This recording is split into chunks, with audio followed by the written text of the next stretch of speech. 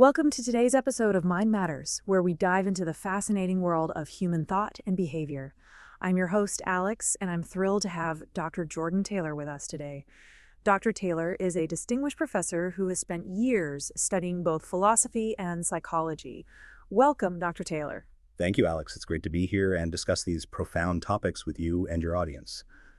Today, we're exploring the intersection between philosophy and psychology, two fields that deeply influence our understanding of the human mind. Let's start at the very beginning. Dr. Taylor, could you explain how these two disciplines are interconnected? Absolutely, Alex. Philosophy and psychology overlap in their shared interest in the mind and human behavior. Philosophy is the older of the two and has traditionally dealt with questions about existence, knowledge, and ethics. Questions about what things are, how we know what we know, and what we ought to do about it. Psychology split off from philosophy in the late 19th century, turning the philosophical questions about the mind into a scientific inquiry. That's a rich history indeed. Who are some of the key figures in the transition of these philosophical questions into the realm of psychology? One of the pivotal figures was Wilhelm Wundt. In 1879, he founded what is considered the first psychological laboratory in Leipzig, Germany. Wundt was originally trained in medicine and philosophy, and he used these backgrounds to shape his approach to psychology. He believed that experimental methods could be applied to study the processes of the mind, particularly perception and sensory processes. It sounds like Wundt really set the stage for psychology as a scientific discipline. How did his work influence later developments in psychology? Wundt's emphasis on experimentation influenced generations of psychologists. His methods laid the groundwork for what would become experimental psychology, leading to the development of various psychological theories and practices. For instance, his work influenced American psychologist William James, who further advanced the study of psychology through his seminal work, The Principles of Psychology, which explored consciousness, emotion, and habit. Moving into the 20th century, how did the relationship between philosophy and psychology continue to evolve? In the 20th century, the two fields began to diverge even further as psychology adopted more quantitative methods and became more empirical. However, the philosophical underpinnings remained evident in areas like the philosophy of mind, ethics, and existential psychology. Philosophers like Bertrand Russell and later Ludwig Wittgenstein continued to influence psychological thought, particularly through their work on language and meaning. Let's delve a bit into some specific areas where philosophy and psychology intersect.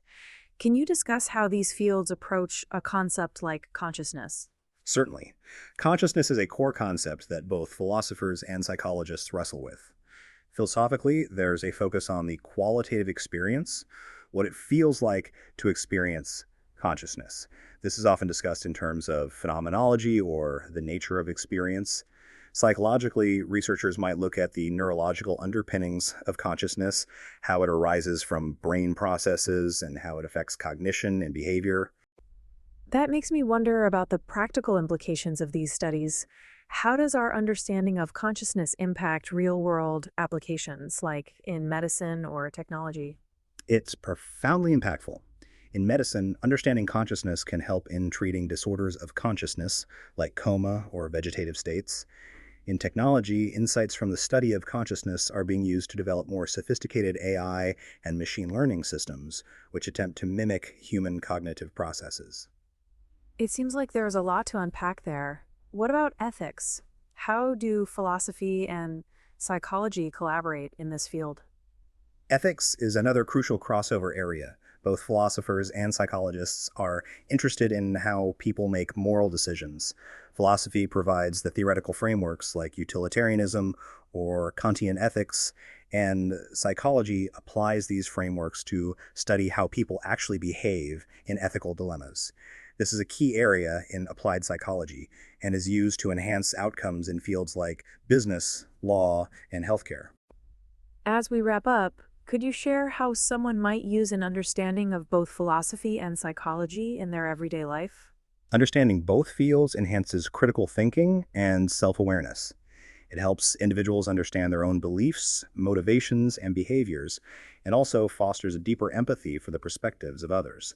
This can lead to better personal decisions, improved relationships, and more ethical behavior in both personal and professional contexts. Dr. Taylor, this has been a deeply insightful conversation. Thank you so much for sharing your knowledge with us today. Thank you, Alex. I've enjoyed discussing these important topics with you and your listeners. And thank you to everyone tuning in to Mind Matters. Join us next time as we continue to explore the mysteries of the human mind and behavior. Until then, keep thinking deeply.